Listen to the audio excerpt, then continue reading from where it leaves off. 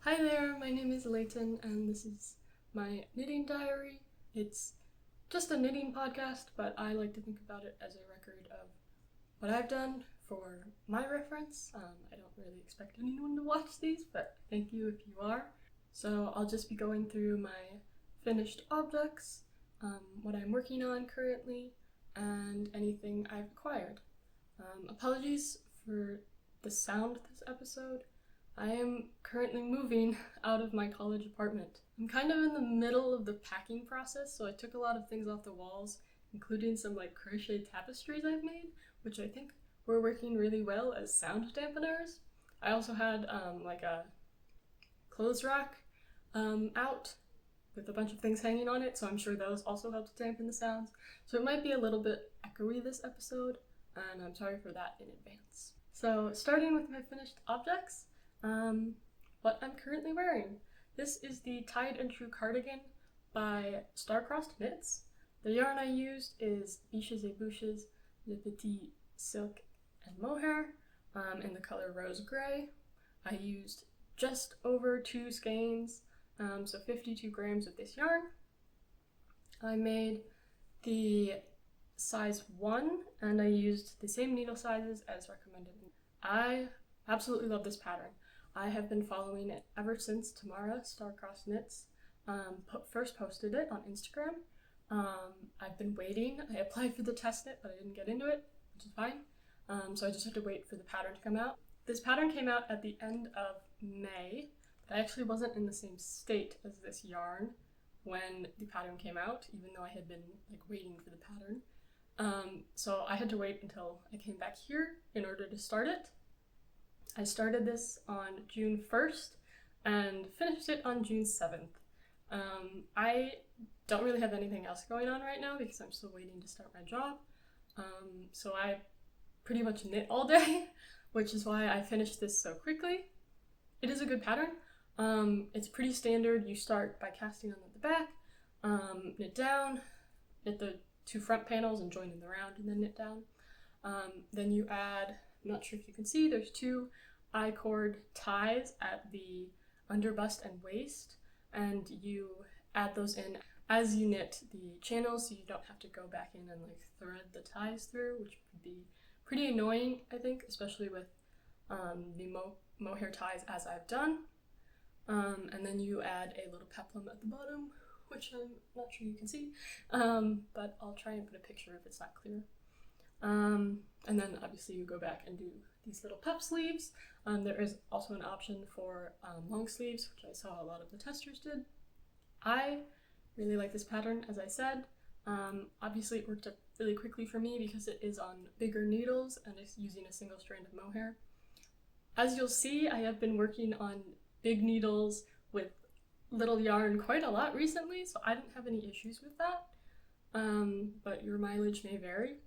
There were a couple things in the pattern that seemed a little bit off, like some of this, one place I noticed the stitch counts for the smallest sizes, I think were just subtracted wrong. They're noted in my Ravelry project page, which is always linked in the description in case you want to see more information about those, but otherwise I think the pattern was great. There's a lot of options for customizability if you need more or less fabric in a certain area. I pretty much knit to pattern, skipping all the customization steps. Because I'm pretty straight up and down, I figured that the I-cord ties could account for a lot of the shaping that I would need. And they do, I think. The mohair is pretty compressible because it's so open, so it doesn't get thick in certain areas if I need to tie it tighter or anything. The one thing I haven't done is I haven't put little hook and eyes, which is recommended behind the I-cord ties just to make sure that they stay together, because otherwise these could pull apart. The front panels could pull apart. Since I use the I-cord ties with mohair, I don't notice it too much. Obviously they do still pull apart a little bit, but it's just not something that I feel like I need to add right now. That extra 10 minutes it would take. I think in the future I might want to switch to ribbon instead of the I-cord ties. seems to be what a lot of the testers did, and it makes sense because when I've noticed when I've been tying the ties, in particular untying them, occasionally the mohair will like grab onto each other, the fibers, and so there'll be like a bridge connecting the two sides, and I'll have to like break them apart pretty much. So I think the ties are gonna lose a lot of the mohair of them and probably be left with mostly silk. But that's something we'll have to see about in the future. As of now, I think it's fine. The way that I joined yarn in this cardigan was I just held it double at certain points, and I think that works really well with mohair. Obviously it is still a little bit thicker at those regions, but because of the loose gauge, it's not super noticeable. I have one place like right here. And also because the mohair sticks together, I don't worry about it like pulling apart. I like this yarn a lot. Since I bought it at a local yarn store, I could kind of feel it, which was I think really nice with the mohair. That yarn store also carried knitting for olive mohair, and I thought this yarn was softer, which made it a little bit difficult at the time because they didn't have that many balls of the same color. So this was kind of almost the only color that they had 3 of in stock, which obviously I needed a little bit of that last ball in order to get the full amount of this, so I'm glad I got that.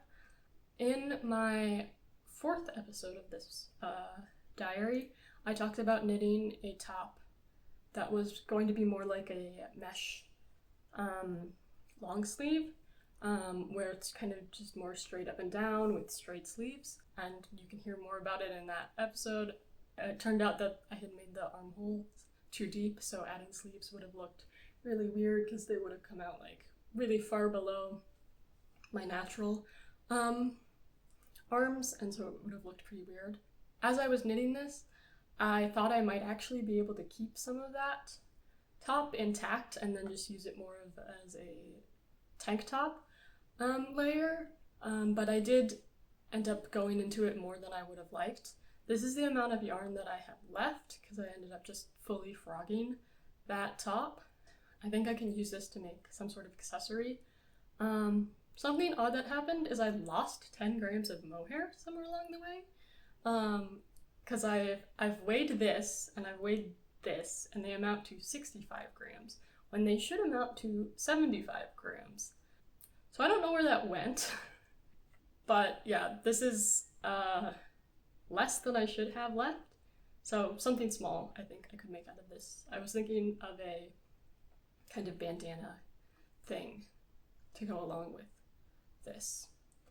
The only real challenge I had when knitting this was I kept dropping stitches in the mohair, which was impossible to tell because they don't really drop down as like a less grippy yarn might. They kind of just stay in place. So every so often I would be checking the stitch count along my panels, and I would notice it was one less, and then I would have to like hold up my piece to the light and try and figure out where I dropped the stitch. And that happened like 2 or 3 times, which was kind of annoying. It was all on the back panel, so I just had to like frogs flat down, which was not the most fun because it was frogging mohair. I did get pretty good at frogging mohair, so that's something, I guess. But yeah, that's not really a pattern issue. That's entirely my own fault. I was using metal needles, so it was probably just pretty slippery, and they just kind of slipped off while I wasn't paying too much attention while I was knitting, just, stocking it. Overall, I really recommend this pattern. I think it's great. There's so much customization that can go into it, and I'm really happy with how this turned out.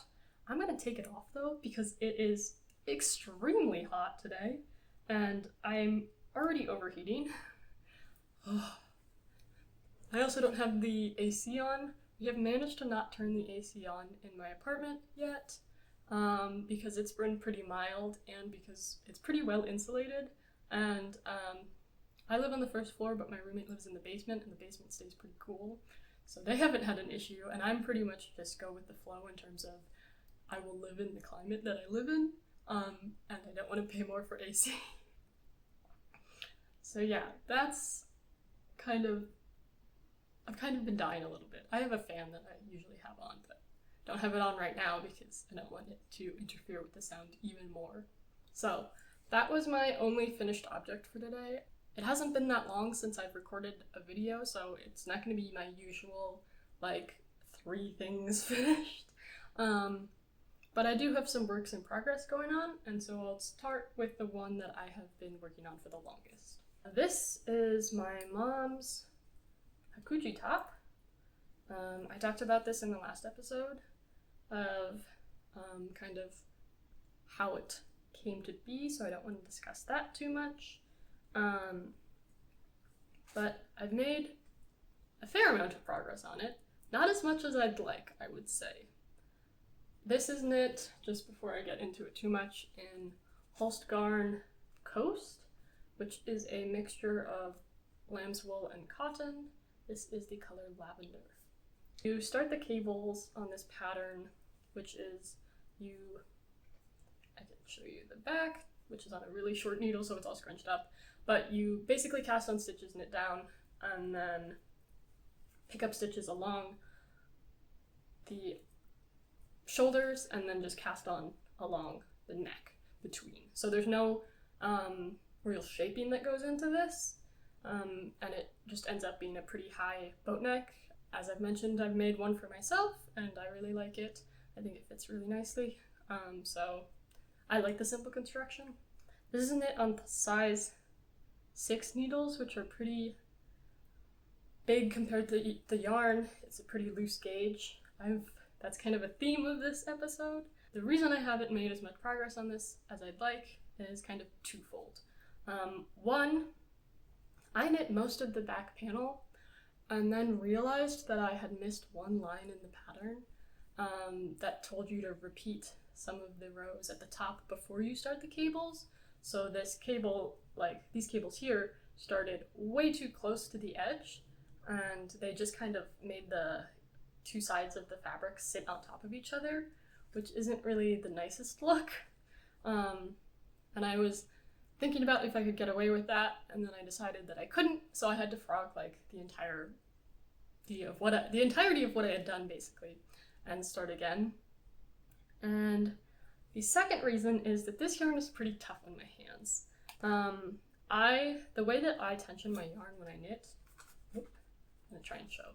I go through a lot of fingers.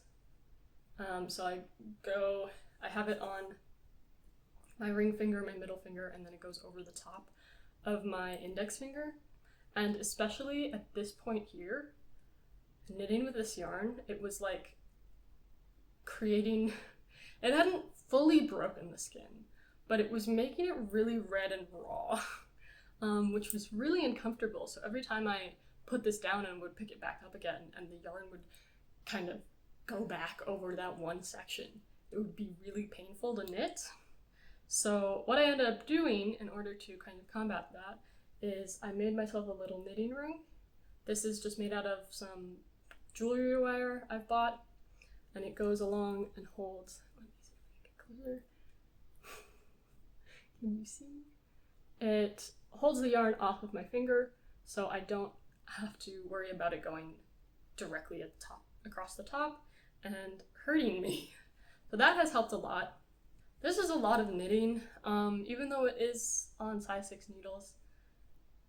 It just is kind of, it feels like a lot.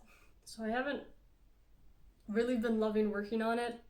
Before I made the knitting ring, I kind of had this thought in my head, like, no more gift knits out of lace weight yarn. And that'll probably still hold true because it is just annoying, but it's just a lot of knitting. This is a slightly bigger size than I made for myself, so obviously it's more knitting there. And it's just like working with the cables, they're pretty large cables, so it's just not the nicest thing to have to like do, especially when the yarn is not as elastic because it has that cotton content. Yeah, it's just not been at the front of my mind when I think of things I want to work on. For a while it was the only thing I was working on, which is why I made this much progress, but it's kind of been sitting on the back burner for a while since I've started other things. I do want to be able to finish this, hopefully by my mom's birthday, which is at the end of August, but I think that's pretty unlikely at this rate, just because I have the entirety of the rest of the body to do and sleeves, which I'm not looking forward to. I also think I need to go and buy another skein of this yarn, because we bought 4 skeins at the yarn store.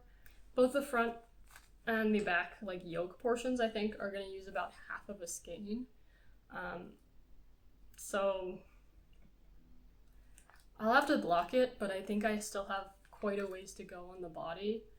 And with the sleeves, which I think I could maybe get out in 1 skein, since they are going to be, like, kind of elbow length.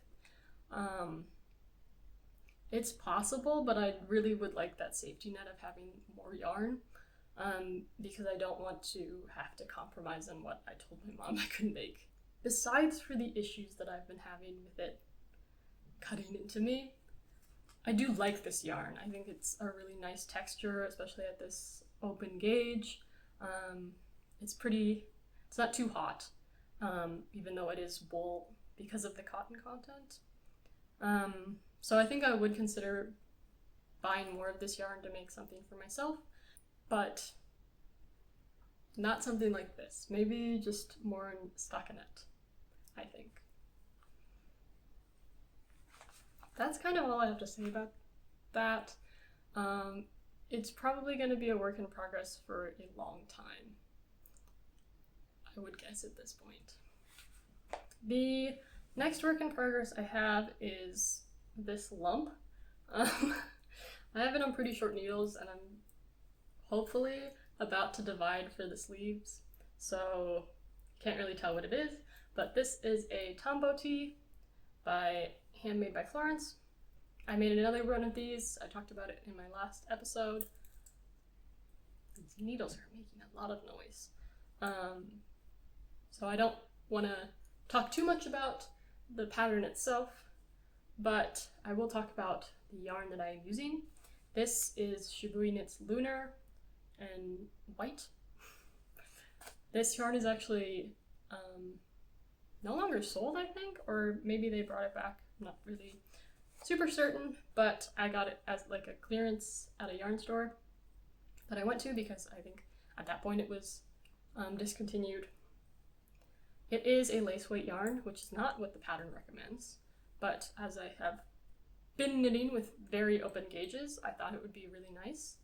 I was very inspired by a project by Emily Lightly on Ravelry, where she just knitted the tombow tee in white yarn, and it just looks like a normal white t-shirt. And for some reason that was like super inspiring to me. I think it's because I have a lot of vests, and I have a vest that I'm planning to make that I think would look nice over a white t-shirt. But I think like if I handmade the white t-shirt, then it would look more like professional workwear, so I could wear it to work. So that's kind of where the inspiration came from. I also had this yarn in stash. This is the same yarn that I made my personal Hakuji top out of, that I had originally bought with the intention to make sleeves. With the other Hakuji top, I don't think I'm going to be inspired to make sleeves. I thought I would, but with all that knitting, I think I'm kind of done with that pattern for now. So I'm just going to use this yarn for this.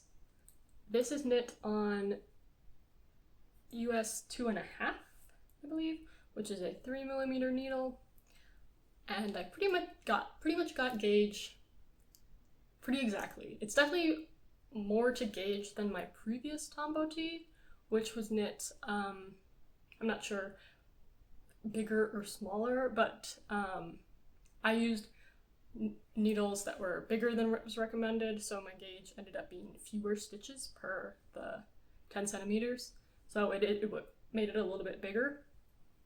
I do tend to prefer a little bit more oversized because I do like a little bit more space under the arms in my knitted garments, just because I am a sweater. So I like to keep that area free. I don't know if this is going to end up that much oversized. I haven't blocked it, and I really would like to block it because with this little yarn my stitches are very uneven, but I think they're gonna straighten out when I do block it. And I also want to see how much it like stretches and relaxes, because that will help me determine if I would like to, when I would like to split for sleeves. This is, I think I have one more raglan increase row, so like 2 more rows overall. And I might just add some more rows of stockinette just to kind of lower that armhole a little bit. So I have some space, especially because this is a white garment. I have been knitting on this for 2 days, and I feel like I'm making pretty good progress. Something else to mention is this is the second size, I think it's B, which is one above the size that I made before, but because the gauge was more stitches, I wanted to retain a similar fit. So I'm knitting slightly more stitches using the bigger size, but I'm kind of hoping that I can still get it done in a similar amount of time. I realized last night that I have no reason to speed through this besides just wanting to wear it, which is kind of the reason at all times with projects for myself. But I want to wear it. I don't know. I think it'll be really nice in the summer and even in the winter, I think too, especially with a vest over it, because it is pretty open. It is pretty see-through. You actually are not going to be able to see on camera. Maybe like that. But especially if I have a vest over and you only see the arms, I think it won't be an issue. And with like a nude bra underneath, I don't think it will be that noticeable. I'm pretty happy with where it is so far. It's been pretty mindless knitting because it is stockinette in the round, unlike some other things. I am thinking about, instead of doing ribbing on the cuffs and hem, maybe doing a folded hem. I saw someone on Ravelry do the folded neckline. I will find them and put it in the description. But I don't know the pickup rate for that, so we'll see. I might just end up doing the rib because the rib is nice, but I had some issues with the bind off on the last one, so who knows. I'll get to that when I get to that. I'm happy with where it is so far. This yarn is so soft. I love this yarn. Yeah, that's where that is for now. It'll probably be done pretty quickly, I think, based on my previous experience with this pattern. Finally, I have a bit of a combined acquisition and work in progress. I have kind of made it my mission to go with my friends to all of the yarn stores around here before I move away. So I went to Knit and Bolt recently, and they had not the largest yarn selection and not the yarn that I'm super interested in. There was a lot of superwash, which is not really my thing, but they did have this fun mystery yarn thing, so I'll show you the bag. It got very messed up when I stuck it in my backpack, where they have the yarn. I don't even know if you can read that. They have the yarn in these paper bags, and they're $7, and they tell you the fiber content and how thick the yarn is, the weight. So I got one. This was $7, which was a cotton linen blend, and said it was fingering weight. And what came out of that was this. I took the ball band off, but this is Juniper Moon Farm Zooey Spray, which was a 60% cotton, 40% linen blend. I would not really call this a fingering weight yarn. I would say it's probably a sport. I think that's what Ravelry defines it as. But it is really nice. The biggest thing I was concerned about was the colors, because if it was like a blue, then I was probably gonna have to make something for my mom or a gift or something, because that's not really my color. But this combination of brown and orange and pink is very much my color, so I was pretty happy with this Mr. Yarn purchase that I got. The skein looks a little bit messed up because I did start knitting stuff with it already. In fact, I cast on a crochet top that ended up being too small. I didn't finish it, but I could just tell by the time that I had gotten through some of it that it was just not going to work. It was supposed to be a crop top, and it was more like hitting like here, so like barely covering my bra, which was not really something I was going for. So I frocked that, and what I'm knitting with it right now is just a swatch. So I think the final what this yarn is going to end up being is a little bag. I've been pretty inspired by like the Biches bag by Gregoria Fibers, and other kind of little market bags like that, to just have like a little purse to carry things around that I can knit in. Since this is a cotton linen blend, it won't stretch as much as like a wool, so I thought it would be perfect for that. And so what I have right here is just the beginnings of a swatch of like a little basket weave stitch, which I really like the kind of look of that. There are a couple of patterns that I would like to make that have a similar stitch pattern to this, so I think I'm just kind of gonna wing it. I don't really want to buy a pattern because I'm cheap, so I think I'm gonna like Judy's Magic cast on, maybe knit a couple of rows in stockinette, and then do the basket pattern, and then do kind of like I-cord on the top to bind off. I started this last night, so it isn't really anything, but yeah, I think this will be really cute, just as like something to carry around my phone and wallet and keys when I'm going grocery shopping and don't really need like a whole bag. But it is not really like my main priority right now, but I think it is just kind of fun to switch things up, especially after like knitting continuously on that t-shirt for like hours a day. Just like a break project. I think it's a bit of a shorter episode today just because it is, it hasn't been that long since I filmed my last episode, so not too much to talk about.